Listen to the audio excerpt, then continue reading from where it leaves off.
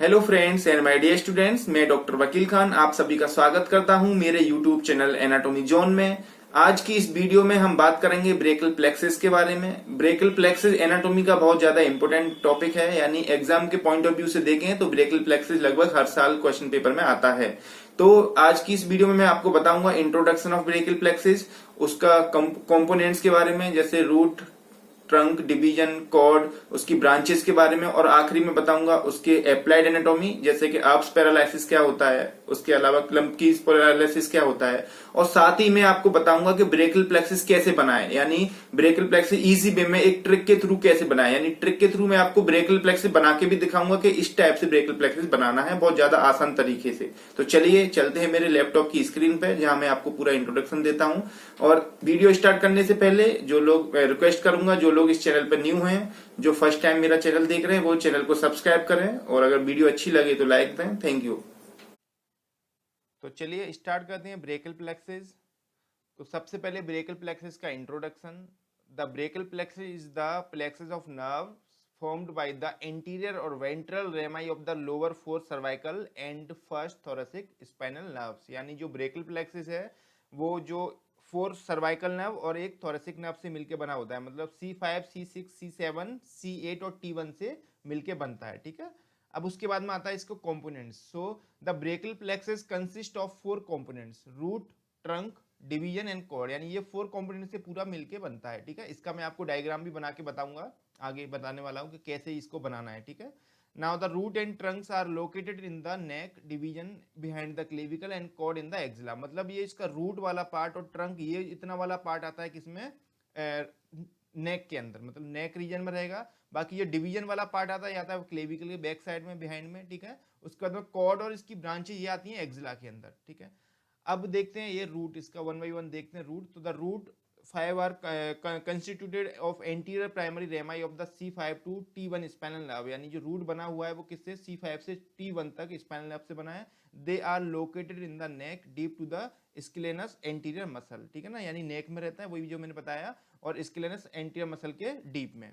अब उसके बाद में ट्रंक, तो ट्रंक में the trunk 3 are formed as follow. यानी इसमें ट्रंक बनते हैं, C5 और C6 रूट मिलके बनाता है upper trunk. Then C7 root alone form the middle trunk, और उसके बाद C7 अकेला एक ट्रंक बनाता है जिसको बोलते हैं मिडिल ट्रंक।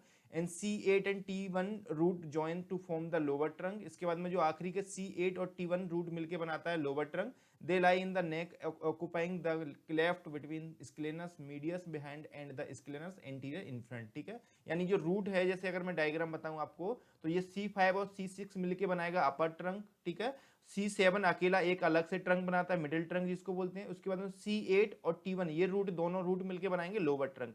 बस इतना याद रखना है आपको, तीन ट्रंक बनेंगे, अपर, मिडिल और लोअर। अपर बनाया किसने, C5 और C6 रूट ने। 7 बनाया अकेला, यानी मिडिल बनाया 7 ने, और लोअर बनाया किसने, C8 और T1 ने। ठीक है, उसके बाद में फिर नेक्स्ट है ट्रंक के बाद में division. Now each trunk divides into anterior and posterior divisions. They lie behind the clavicle। उसके बाद में देखो बहुत आसान है, जितने ये तीन ट्रंक बने अपर, मिडिल और लोअर, अब वो तीनों के तीनों दो दो डिवीजन में यानी डिवाइड होते हैं। यानी किस किस में, एक एंटीरियर और एक पोस्टीरियर डिवीजन। ठीक है, या फिर वेंट्रल और डोर्सल डिवीजन। ठीक है, जैसे अब ये ट्रंक थे अपर, मिडिल, लोअर, अब ये क्या किए, दो में डिवाइड हो जाएगा। एंटीरियर यानी ये अपर वाला भी एंटीरियर पोस्टीरियर, यानी इसको वेंट्रल डोर्सल बोल सकते हैं, यानी दो, ये एंटीरियर ये पोस्टीरियर, इसका भी ये एंटीरियर और ये पोस्टीरियर, और इसका भी ये एंटीरियर और ये वाला नीचे से ऊपर जा रहा है जो पोस्टीरियर। ठीक है, यानी दो दो डिवीजन में डिवाइड हो जाएगा। तो ये हो गया डिवीजन। ठीक है, अब डिवीजन के बाद में नेक्स्ट कॉर्ड्स। अब कॉर्ड्स में the cords 3 are formed as follows. The anterior divisions of upper and middle trunk unite to form the lateral cord, and anterior division of the lower trunk continues as the medial cord, and the posterior division of the three trunk unite to form the posterior cord। देखो आसान है, इसको बता देता हूं कैसे। Division समझ में आ गया, सबके दो दो डिवीजन थे यानी एंटीरियर और पोस्टीरियर। अब उसके बाद में क्या होगा, कॉर्ड बनेंगे। तो तीन कॉर्ड बनते हैं, एक लेटरल कॉर्ड, एक जो सबसे, देखो अब ये सबसे लेटरल साइड में तो लेटरल हो गया, ठीक है ना, ये सबसे मीडियल में तो मीडियल कॉर्ड हो गया, और ये सबसे बैक में आता है तो इसलिए इसको बोलते हैं पोस्टीरियर कॉर्ड। अब ये बने कैसे, अब जो लेटरल कॉर्ड है वो बनेगा किससे, अपर वाले ट्रंक का वेंट्रल, यानी इसका अपर का वेंट्रल और मिडिल का वेंट्रल दोनों मिलके बनाते हैं लेटरल कॉर्ड। ठीक है, अब जो पोस्टीरियर कॉर्ड है वो बनेगा अपर का वेंट्रल डोर्सल, सॉरी, और मिडिल का भी डोर्सल और लोअर का भी डोर्सल, मतलब इन तीनों के पीछे वाले जो वेंट्रल या डोर्सल या पोस्टीरियर बोल सकते हैं, पोस्टीरियर जो डिवीजन है वो मिलके बनाएंगे पोस्टीरियर कॉर्ड। ठीक है, यानी तीनों के पोस्टीरियर वाले। ठीक है ना, अब जो बचा कौन सा, ये वाला मीडियल कॉर्ड, ठीक है ना। मीडियल कॉर्ड जो अकेला जो इसका वेंट्रल बचता है वो मीडियल कॉर्ड बना देता है। इजी है, इसका मैं डायग्राम भी बनाने वाला हूँ आगे चल के, ठीक है ना, उसमें और आपको समझ में अच्छे से आ जाएगा। तो ये था कॉर्ड। अब कॉर्ड के बाद में 3 कॉर्ड बन गया, पोस्टीरियर, मीडियल एंड लेटरल, ठीक है। अब उसके बाद में आएंगी ब्रांचेज इसकी। तो ब्रांचेज में आपको बताने से पहले पहले आपको मैं एक डायग्राम बना के बता देता हूँ कि इसका ये डायग्राम कैसे बनाना है, ठीक है ना। जब डायग्राम बना दूंगा उसके बाद मैं आपको बताऊंगा इसकी सभी ब्रांचेज, जो कि बहुत आसान है, आप भी बना सकते हो, ठीक है। तो चलिए मैं आपको अब लेके चलता हूँ, पूरा कैसे बनाना है उसमें दिखाता हूँ आपको मैं कि कैसे इसको डायग्राम को बनाएंगे इजी वे में। तो चलिए अब मैं आपको बताता हूँ ब्रेकियल प्लेक्सिस का डायग्राम कैसे बनाना है। तो देखिए बहुत आसान है ब्रेकियल प्लेक्सिस का डायग्राम बनाना। सबसे पहले आपको क्या करना है, रूट बनाना है। तो रूट के लिए आपको C5 इधर लिखना है, C5, ठीक है, C6, C7, C8 और T1, ये आपको 5 रूट बनाने हैं। C5, C6, C7, C8 और T1, ये लिख दिया। अब इनमें से आपको रूट निकालना है, तीनों में से, पांचों में से। तो आपको क्या करना पड़ेगा, इसमें से रूट इस टाइप से निकालना है। मतलब क्या करना है, C5 और C6 को मिला के बनाना है। तो C5 निकाला अपन ने इधर से, और इधर से C6, ठीक है। तो C6 और C5 को मिला दीजिए, ठीक है, इधर मिला दिया आपने। अब C5 C6 मिला दिया। अब उसके बाद में C7 जो है इसको सिंगल रहने दीजिए, तो ये सिंगल रहेगा। इसके बाद में क्या करना है आपको, C8 और T1 को मिला दीजिए। C8 इधर से निकला रूट और T1 इधर से, ठीक है। तो ये दोनों आपने मिला के सिंगल बना दिया। तो आपने क्या किया, C5 रूट जो था C6 को मिला के सिंगल किया, C7 को अकेले रहने दिया, और उसके बाद में C8 और T1 को मिला के सिंगल कर दिया, ठीक है ना, यानी दोनों को। अब ये आपके बन गए रूट, ठीक है। अब रूट के बाद में अब नेक्स्ट आएगा ट्रंक। अब ट्रंक में क्या करना है आपको, सिंगल सिंगल ट्रंक 3 बनाने हैं। यानी एक ट्रंक ऊपर बन गया, एक इसमें बीच में ये वाला बन गया, दूसरा तीसरा ये बना, ठीक है। कुछ नहीं, आसान है ना। C5 C6 को मिला के एक ट्रंक बना दिया, ये रूट है सब। उसके बाद C7 को सिंगल रहने दीजिए, C7 के बाद C8 और T1 को मिला के एक ट्रंक बना दिया। तो मतलब ये आपके बन गए कौन, ये आपके बन गए रूट, इसको बोलेंगे अपन रूट, ठीक है। इसके बाद में फिर ये आ गया आपका ट्रंक, ये ट्रंक, ठीक है। अब ट्रंक बन गया। अब क्या करना है आपको, अब ये जितने भी 3 ट्रंक बने हैं, तीनों ट्रंक को 2-2 में डिवाइड करना है आपको, यानी उसको बोलेंगे डिवीजन। मतलब इसको जैसे 3 ट्रंक बने, अब ट्रंक कौन से बने, ये सबसे ऊपर आ रहा है तो इसको बोलेंगे अपर ट्रंक, अपर ट्रंक। अब देखो ये बीच में आ रहा है तो इसको बोलेंगे मिडिल ट्रंक, मिडिल ट्रंक। अब ये लोअर में आ रहा है तो सबसे नीचे है तो लोअर ट्रंक, आसान है, याद रखना नाम, अपर ट्रंक, मिडिल और लोअर। अब इन तीनों ट्रंक को 2-2 में डिवाइड करना है, यानी डिवीजन बनाने हैं इनके। तो डिवीजन अब हर एक के 2 बनाने हैं, एक वेंट्रल और एक डोर्सल। इसका भी वेंट्रल और डोर्सल, इसका भी वेंट्रल और डोर्सल। तो क्या करना है, अब 2-2 में डिवाइड कर दीजिए इसको, यानी इसका एक डोर्सल, वेंट्रल पहले और एक डोर्सल, ठीक है ना। अब क्या करना है, इसका ऐसे इसमें भी एक वेंट्रल और एक डोर्सल। अब क्या करना है आपको, इसका जो वेंट्रल था, यानी ये वाला, ये V वाला वेंट्रल, ये D वाला डोर्सल, ठीक है ना। तो इसके वेंट्रल और इसके वेंट्रल को मिलाना है दोनों को। तो ये इसका वेंट्रल है, ठीक है। तो ये वाला वेंट्रल ऊपर जाके इसमें मिल जाएगा, ठीक है। ये मिला दिया मैंने इससे, ठीक है। आसान है बहुत, इससे मिला दिया, ये मिला के इधर अपन ने कर दिया, ठीक है। अब इसका वेंट्रल और इसका यानी अपर का वेंट्रल और मिडिल का वेंट्रल मिल गया इधर। अब जो इसका डोर्सल बचा, यानी ये किसका डोर्सल बचा है, अपर का, तो अपर का डोर्सल, ठीक है, और मिडिल का डोर्सल, इनको, और इसके भी अभी 2 बनेंगे, एक इसका रहेगा, एक वाला वेंट्रल, इसका डोर्सल, ठीक है ना। तो ये जो वेंट्रल और इसका डोर्सल, अब यानी अपर का डोर्सल, मिडिल का डोर्सल, ये डोर्सल इसका है, और लोअर का डोर्सल, इन तीनों को मिला दीजिए। तो क्या करना है, इस टाइप से अपन को तीनों मिलाने पड़ेंगे, ठीक है। यानी ये मिला, और इसको घुमा के आपको इधर ही ऊपर ऐसे लेके जाना पड़ेगा, ठीक है। तो मैंने क्या किया, तीनों के डोर्सल को मिला के सिंगल बना दिया। मिला, समझ में आया, अपर का डोर्सल, मिडिल का डोर्सल और लोअर का डोर्सल, ठीक है ना। इन तीनों को मिला के सिंगल बना दिया, ये बन गया, ठीक है। तो अब ये तो हो गया। अब इसके बाद में ये बचा वेंट्रल, तो इसको अकेला सिंगल आगे बढ़ा दीजिए, ठीक है। तो अब क्या हुआ, आपके डिवीजन पूरे हो गए। अब आपके बनेंगे 3 कॉर्ड, ठीक है। अब 3 कॉर्ड बन गए आपके, एक ये वाला कॉर्ड बना, एक ये वाला कॉर्ड बना, और तीसरा कॉर्ड ये बना, ठीक है। 3 कॉर्ड बन गए। तो ये यहां तक क्या हो गया, ये आपके बन गए कौन, डिवीजन, इनको बोलेंगे, यानी इधर से डिवीजन, यानी ये ट्रंक था यहां तक, ठीक है, ये ट्रंक था, ट्रंक के बाद में ये डिवीजन, डिवीजन हो गया। अब डिवीजन के बाद में अब नेक्स्ट जो बने आपके तीन, वो बन गए आपके कॉर्ड। तो ये बन गए कॉर्ड्स, ठीक है, आसान है। कैसे कॉर्ड्स बनाए, दोबारा रिपीट करता हूं मैं। इसका जो वेंट्रल था, अपर का वेंट्रल और मिडिल का वेंट्रल मिला के एक कॉर्ड बना दिया। अब ये बनेगा लेटरल। उसके बाद में इसका डोर्सल यानी अपर का डोर्सल, मिडिल का डोर्सल और लोअर का डोर्सल, तीनों को मिला के एक बना दिया। ये बन गया आपका पोस्टीरियर कॉर्ड। अब ये बन गया आपका मीडियल। अब देखो कैसे याद करना है। अब ये कौन सी साइड है, मीडियल साइड है, ये लेटरल साइड है, ठीक है ना। तो जो मीडियल में आएगा वो कौन सा कॉर्ड बनेगा, मीडियल कॉर्ड, ठीक है। और ये जो आएगा, अब ये सबसे बाहर है तो ये लेटरल कॉर्ड, और ये जो बीच में आएगा ये सबसे पीछे रहता है तो ये बनेगा पोस्टीरियर कॉर्ड, ठीक है, पोस्टीरियर कॉर्ड। तो ये कॉर्ड बना दिया आपने, ठीक है, कॉर्ड बन गए तीन।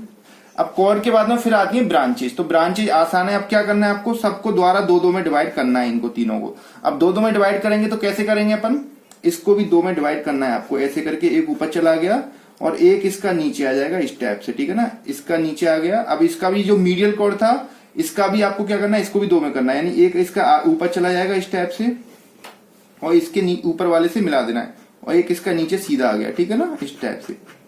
तो आपने क्या किया, ये ऊपर से जो नीचे आया था इसको मिला दिया इससे नीचे से, यानी मीडियल कॉर्ड से जो निकला था एक ब्रांच वो मिला दिया लेटरल कॉर्ड की ब्रांच से, ठीक है ना, ये मिल गया, ठीक है ना। तो इसको भी दो में किया, इसको भी दो में किया, इसको भी दो में आगे जाके करेंगे अपन, ठीक है ना।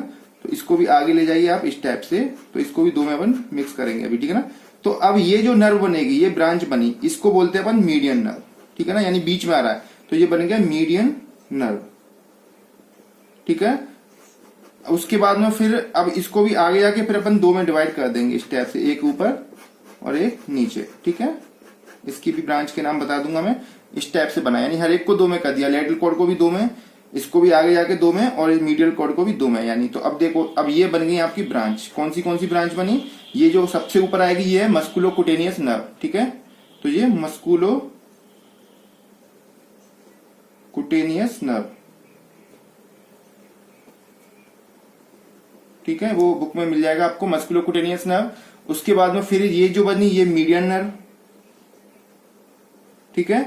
अब उसके बाद में इसकी जो बात करेंगे, सबसे इधर जो रह गया ये बचेगा आखिरी में, यानी अब मीडियल साइड है, जैसे मैंने बताया, तो मीडियल में आती है सबसे मीडियल में अल्नर नर्व, तो ये अल्नर नर्व। अब ये जो पोस्टीरियर कॉर्ड था ये आगे जाके दो में डिवाइड हो गया, किस किस में, एक्सिलरी नर्व में और दूसरा फिर रेडियल नर्व में। तो ये ऊपर वाली होगी एक्सिलरी नर्व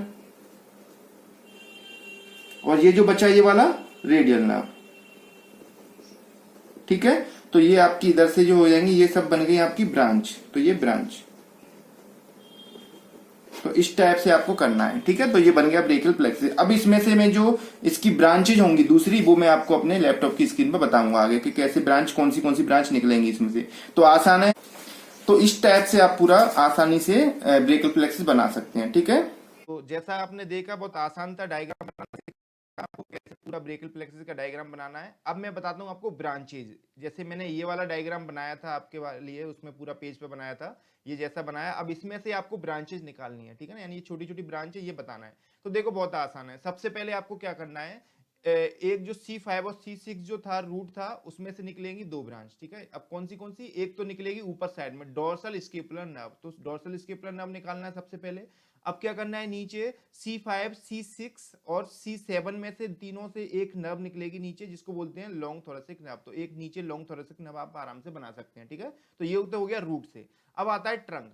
ट्रंक में से दो नर्व निकलेंगी, एक ऊपर इसमें अपर वाले ट्रंक से और एक नीचे अपर वाले ट्रंक से। तो ऊपर वाली नर्व को बोलते हैं सुप्रा स्केपुलर। देखो ऊपर साइड में तो सुप्रा स्केपुलर, स्केपुला के लिए जाएगी तो सुप्रा स्केपुलर नर्व, और जो नीचे आएगी उसको बोलते हैं नर्व टू सबक्लेवियस। तो ये हो गया नर्व टू सबक्लेवियस, ठीक है। तो ये हो गया, बस इसी वाले ट्रंक में से निकलती है, अपर ट्रंक में दो ब्रांच निकलती हैं, सुप्रा स्केपुलर नर्व और नर्व टू सबक्लेवियस, ठीक है। अब उसके बाद में आएंगे अपन कॉर्ड में। अब कॉर्ड में से बहुत सारी ब्रांच निकलती हैं। तो देखो बहुत आसान है, इसका एक तरीका है। अब देखो ये वाला सबसे लेटरल कॉर्ड है, तो सबसे लेटरल में जाएगी, उसका नाम है लेटरल पेक्टोरल नर्व। तो लेटरल पेक्टोरल नर्व आप आराम से बता सकते हो, लेटरल पेक्टोरल नर्व हो गया। अब जो मीडियल जो है कॉर्ड है, अब मीडियल में सबसे पहली जो नर्व निकलेगी वो होगी मीडियल पेक्टोरल नर्व। तो लेटरल से लेटरल पेक्टोरल नर्व और मीडियल से मीडियल पेक्टोरल नर्व। क्लियर, ये बना दोगे आप आराम से। अब इसमें तीन रहती हैं एक्चुअली मीडियल में, अब दो और बची। अब दो निकलती हैं किसके लिए, मीडियल कुटेनियस नर्व होती हैं दो। तो देखो आसान है, ये भी याद रखना। सबसे ऊपर जो पहले आ गई मीडियल पेक्टोरल, उसके बाद में आएगी medial cutaneous nerve of arm, ठीक है ना। उसके बाद में आती है medial cutaneous nerve of forearm. तो देखो आपको आसान है आराम से, मीडियल कुटेनियस तो दोनों ही है, ये मीडियल कुटेनियस नर्व, ठीक है। तो medial cutaneous nerve of arm, जैसे आपको मालूम है शोल्डर जॉइंट के बाद में आर्म आता है, तो सबसे पहले आर्म की कुटेनियस नर्व है। उसके बाद में फिर आता है फोरआर्म, तो इसमें फोरआर्म की तो आसान है, medial cutaneous nerve of arm पहले, उसके बाद में medial cutaneous nerve of forearm, आसानी से बना दोगे तीनों नर्व। उसके बाद आप बचा पोस्टीरियर कॉर्ड, तो पोस्टीरियर कॉर्ड से भी 3 नर्व निकलेंगी। अब देखो इनको कैसे याद कर सकते हैं, एक ऊपर और एक नीचे वाली दो कॉमन होती हैं। तो जैसे सबसे ऊपर आएगी तो अपर सब स्केपुलर नर्व, तो सबसे ऊपर आएगी, अपर है तो ऊपर है तो सब, इसलिए इसको बोल रहे हैं अपर सब स्केपुलर नर्व। अब उसके बाद में जो सबसे नीचे है तो उसको बोल देंगे लोअर सब स्केपुलर नर्व। तो आसान है, ऊपर वाली अपर और नीचे वाली लोअर और सब स्केपुलर नर्व है, ठीक है ना। अब बीच की एक नर्व बची ये वाली, तो इसको बोलते हैं नर्व टू लेटिसमस डोर्साई। तो ये नर्व टू लेटिसमस डोर्साई हो गया, तो ये होगी ब्रांचेस की। अब उसके बाद में क्या करना था, इनको जो तीनों ये ब्रांच बननी थी, कॉर्ड बननी थी, कॉर्ड को तीनों को दो दो में डिवाइड कर, जैसे मैंने आपको डायग्राम में बताया। इसकी जो सबसे ऊपर जो निकलेगी वो बन जाएगी मस्कुलोकुटेनियस नर्व। अब उसके बाद में इसका यानी जो लेटरल जो कॉर्ड था, इसका एक ब्रांच निकलेगा और एक इसमें से मिडिल में से, दोनों में से निकल के बीच में एक बन जाएगी, जिसको बोलते हैं मीडियन नर्व। यानी लेटरल कॉर्ड में से और मीडियल कॉर्ड में से ब्रांच दोनों में से मिलकर बनती है, उसको बोलते हैं मीडियन नर्व, ठीक है। तो ये हो गया दोनों का। अब उसके बाद में आया पोस्टीरियर कॉर्ड, पोस्टीरियर कॉर्ड में से भी दो निकलेंगी, एक एक्सिलरी नर्व और एक रेडियल नर्व, तो ये रेडियल नर्व हो गया। अब बच्चा ये वाला, तो ये सबसे मीडियल साइड में, तो सबसे मीडियल में कौन होता है, अल्नर, तो अल्ना है तो इसलिए अल्ना नर्व, तो अल्ना नर्व बना देंगे। तो इस टाइप से आप ये पूरी ब्रांच बना सकते हैं। तो ये जो पूरा लिखा हुआ है फ्रॉम रूट, उसके बाद फ्रॉम ट्रंक और फ्रॉम कॉर्ड, ये सब वही ब्रांच है जो मैंने आपको बताई है, ठीक है। तो बड़े आसानी से आप बना सकते हैं वो डायग्राम, ठीक है। तो ये थे किसके बारे में, ब्रांचेज। अब बात एक नोट पॉइंट दिया है इसमें, आर्प्स पॉइंट एक आता है, आर्प्स पॉइंट ये बहुत इंपॉर्टेंट है अप्लाइड के लिए, ठीक है। तो आर्प्स पॉइंट क्या होता है, it is the region of upper trunk of the brachial plexus where 6 nerve meet as follows, ठीक है। अब देखिए एक पॉइंट है ब्रेकियल प्लेक्सिस में जिसको हम आर्प्स पॉइंट बोलते हैं, एक पॉइंट को आर्प्स पॉइंट नाम दे दिया, ठीक है ना। अब वो पॉइंट कहाँ आता है, it is the region of the upper trunk of the brachial plexus, यानी अपर ट्रंक, जो ट्रंक 3 ट्रंक बने थे, अपर मिडिल लोअर, तो अपर ट्रंक में आएगा जहां पर 6 नर्व आके मीट करती हैं, यानी 5th and 6th cervical root join to form the upper trunk which gives off two nerves, suprascapular and nerve to subclavius, and then divides into anterior and posterior division. देखो मैं आपको ये तो बाद में दिखाऊंगा, पहले आपको इसी वाले डायग्राम पे लेके चलता हूं जो मैंने बताया था। ये देखिए, अब ये एक इस पूरे ब्रेकियल प्लेक्सिस में एक पॉइंट बनता है, आर्प्स पॉइंट बोलते हैं, वो आता है किसमें, अपर ट्रंक में। तो देखो 3 ट्रंक है, अपर मिडिल और लोअर, तो वो आएगा अपर ट्रंक में, यानी इस वाले रीजन में आएगा जहां पर 6 नर्व इसमें से निकलती हैं, यानी 6 नर्व से मिलके एक पॉइंट बनता है, इसको बोलते हैं आर्प्स पॉइंट। तो देखो कैसे 6 नर्व से मिलके बनना है। अब देखो ये इसमें रूट में से आया 5th वाला, 5th स्पाइनल नर्व और 6th स्पाइनल, ये 2 नर्व हो गई। इसके बाद में 2 इधर निकलेंगी, सुप्रास्केपुलर और नर्व टू सबक्लेवियस, ये दो ये वाली और 2 ये हो जाएंगी, और उसके बाद में ये 2 में डिवीजन में डिवाइड हो जाता है, यानी वेंट्रल और डोर्सल। तो ऐसे करके 1 2 3 4 और 5 6, यानी ये जो पॉइंट है इसी को बोलते हैं आर्प्स पॉइंट। क्लियर, समझ में आ गया। इस वाले डायग्राम में देखेंगे तो ये वाला, यानी ये वाला जो जहां पॉइंट आ रहा है इसको बोलते हैं आर्प्स पॉइंट। तो इन्होंने दिखा दिया है, C5 C6 से निकली तो 2 नर्व ये हो गई, उसके बाद में इसमें से सुप्रास्केपुलर नर्व और नर्व टू सबक्लेवियस निकला, उसके बाद आगे जाके 2 में डिवाइड हो गया, एंटीरियर डिवीजन और पोस्टीरियर डिवीजन। तो इस वाले जो रेड गोले में आपको दिख रहा है इसी को बोलते हैं आर्प्स पॉइंट। आर्प्स पॉइंट समझ में आ गया, इसी वाले अपर ट्रंक में बनेगा आर्प्स पॉइंट, इस एरिया का नाम है आर्प्स पॉइंट। क्लियर, तो ये दूसरे डायग्राम में दिखा दिया, C5 और C6 से निकल के आया, इसके बाद 2 नर्व नीचे निकल गई और ये 2 आगे डिवीजन हो गए। तो ऐसे करके 6 नर्व से जो पॉइंट मिलके बना हुआ है आर्प्स पॉइंट। क्लियर, अब आते हैं, ये हो गया पूरा आपका ब्रेकियल प्लेक्सिस का थ्योरी। अब है इसका आखिरी में जो आपको एग्जाम में लिखना पड़ेगा, अगर पूरा एग्जाम में आता है ब्रेकियल प्लेक्सिस, तो आपको इसका एप्लाइड एनाटॉमी जरूर लिखना पड़ेगा, ठीक है ना, या क्लिनिकल कोरिलेशन या क्लिनिकल एनाटॉमी ब्रेकियल प्लेक्सिस का। तो सबसे पहले इसमें आप रखेंगे आर्प्स पैरालिसिस, ठीक है ना, जिसको अपन बोलते हैं अपर प्लेक्सिस इंजरी। तो देखो मैंने अभी आपको बताया था, जस्ट पहले बताया है कि एक पॉइंट होता है आर्प्स पॉइंट, तो उसी में पैरालिसिस होता है, तो उसको बोलते हैं आर्प्स पैरालिसिस।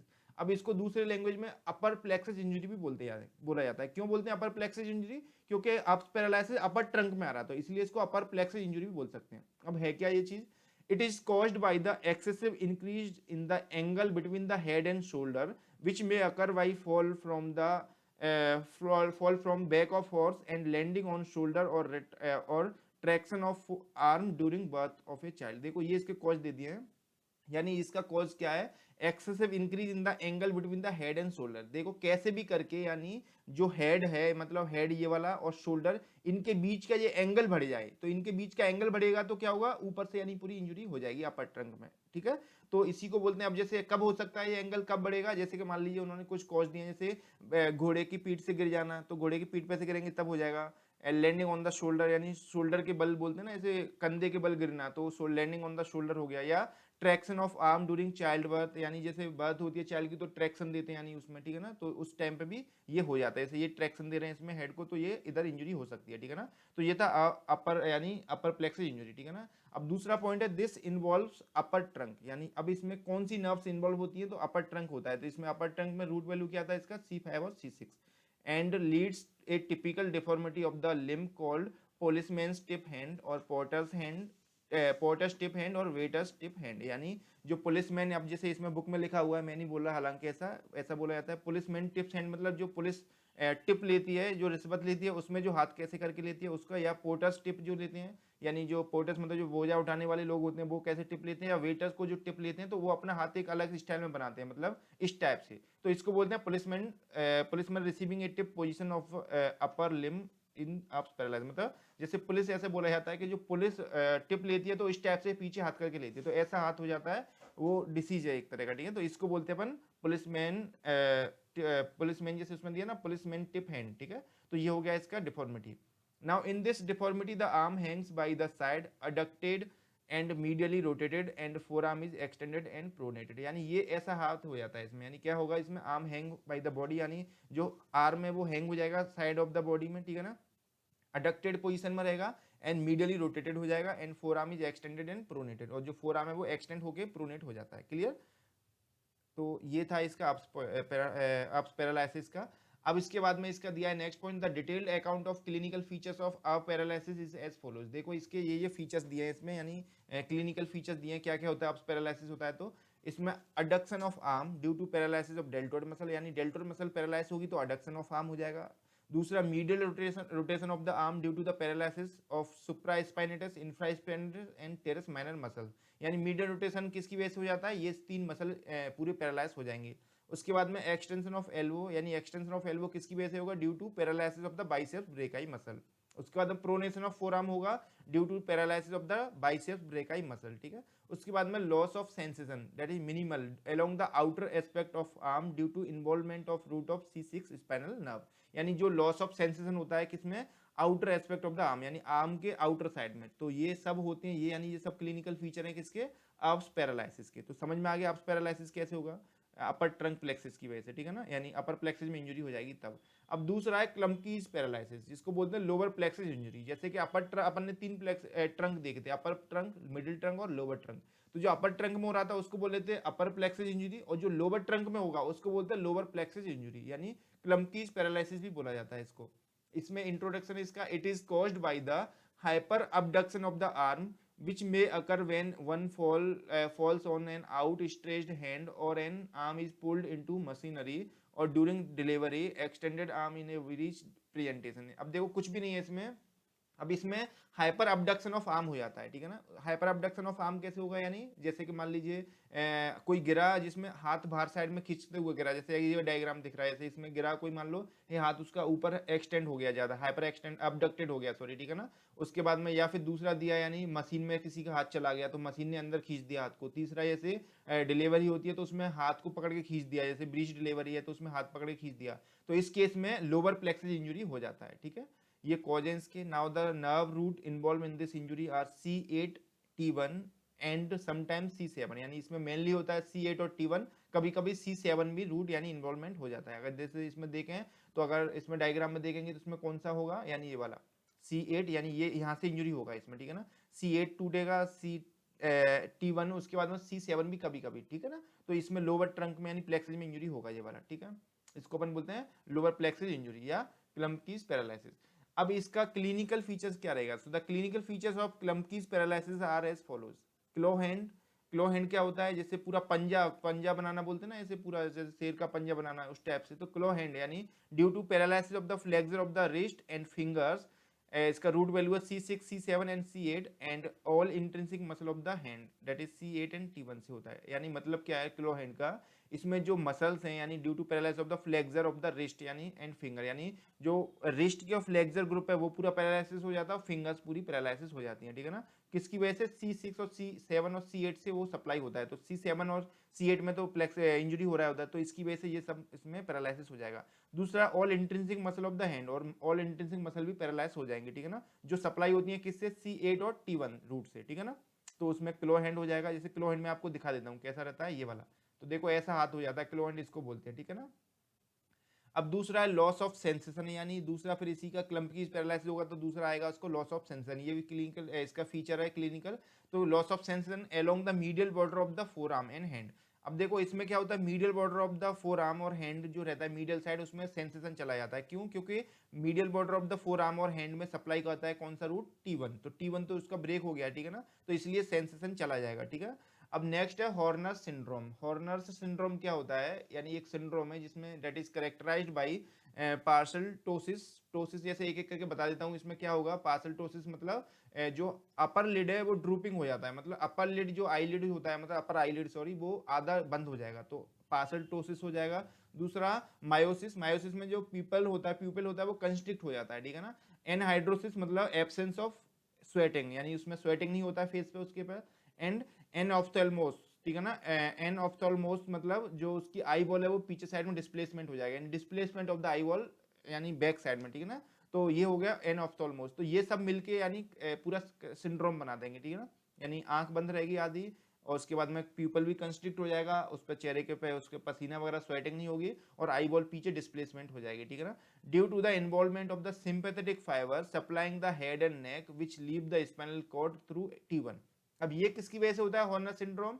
क्योंकि जो T1 था, T1 की लेवल से सिंपैथेटिक फाइबर भी निकलते हैं, यानी सिंपैथेटिक नर्व होती हैं, तो उधर से सिंपैथेटिक नर्व भी निकलेगी। तो जब सिंपैथेटिक नर्व भी निकलेगी तो इसके साथ में वो भी टूट जाएगी सिंपैथेटिक नर्व का भी, क्योंकि T1 पे तो इंजरी हो रही है उसके। तो जब ये वाला सिंपैथेटिक नर्व इंजरी होगी तो ये एक हॉर्नर सिंड्रोम भी बन जाएगा। तो ये सब उसको कैरेक्टर यानी दिखेंगे उसमें, ठीक है ना, यानी ये सब क्लिनिकल फीचर दिखेंगे। तो ये देखो आपको ये दिख रहा है, ये नॉर्मल आई खुली हुई है, इसमें आपको आधी आंख बंद दिखेगी। तो टोसिस हो गया, और मायोसिस मतलब ये इसका प्यूपिल कंस्ट्रिक्ट पूरा डायलेटेड है, इसमें छोटा हो गया, कंस्ट्रिक्ट हो गया है। तो इस टाइप से इसको बोलते हैं अपन हॉर्नर सिंड्रोम, ठीक है ना। तो ये था इसका क्लम्पकीज पैरालिसिस का। तो ये पूरा हो गया है। अब देखो मैं आपको बताता हूँ कैसे होता है। यानी इसमें जैसे मान लीजिए कोई भी चीज़ है, जैसे कोई एक अगर जैसे मान लो ये वाला डायग्राम पे बताता हूँ। जैसे अगर मान लीजिए एक मैं बना के दिखाता हूँ कि कैसे इंजरी होती है। तो सपोज जैसे एक नर्व ऊपर से आ रही है और एक नर्व नीचे से आ रही है, ठीक है ना। अब जब कोई भी जब जैसे मान लो इधर हेड है, इसका हेड में से मान लो हेड, और ये इसका शोल्डर, ठीक है ना। अब आप खुद बताइए, जब हेड इस साइड में जाएगा यानी हेड इधर जाएगा और शोल्डर इधर जाएगा, तो जब इनके बीच का यानी एंगल बढ़ेगा, हेड और शोल्डर के बीच का एंगल बढ़ेगा, तो कौन सा उसमें इंजरी होगी? अपर प्लेक्सिस में। तो आसान है बताना, ठीक है ना। और मान लीजिए जब आर्म यानी ये आर्म रीजन है, अब आर्म रीजन ज्यादा अबडक्टेड हो जाएगा यानी हाइपर एबडक्टेड होगा, ठीक है ना। तो कौन से में होगी? इस वाले इंजरी में। यानी जब आर्म पूरा दूर जाएगा इसका तो लोअर प्लेक्सिस में इंजरी होगी, और जब हेड अब पूरा आउट स्ट्रेच हो जाएगा मतलब हेड में और शोल्डर में ज्यादा एंगल बनेगा तो किस में इंजरी होगी? इस वाले में। तो ये था पूरा यानी प्लेक्सिस का इंजरी, ठीक है ना। तो अपर वाले जब अपर प्लेक्सिस होता है उसको अब पैरालिसिस बोला जाता है इस वाले में होगा तो, और लोअर में होगा तो क्लम्पकीज पैरालिसिस बोला जाएगा। तो ये था इसका applied anatomy of the brachial plexus. तो आई होप आपको समझ में आ गया होगा क्लम्पकीज पैरालिसिस और अप्स पैरालिसिस। तो थैंक यू। आज की वीडियो में इतना ही, and please subscribe the channel. अगर आपने अभी तक चैनल सब्सक्राइब नहीं किया है तो चैनल को सब्सक्राइब करें, जिससे और बेल आइकन को भी दबाएं, जिससे कि आपको आगे आने वाली सभी एनाटॉमी की वीडियो का नोटिफिकेशन मिलता रहे। और अगर वीडियो अच्छी लगी है तो वीडियो को लाइक करें और सभी को शेयर करें। Thank you.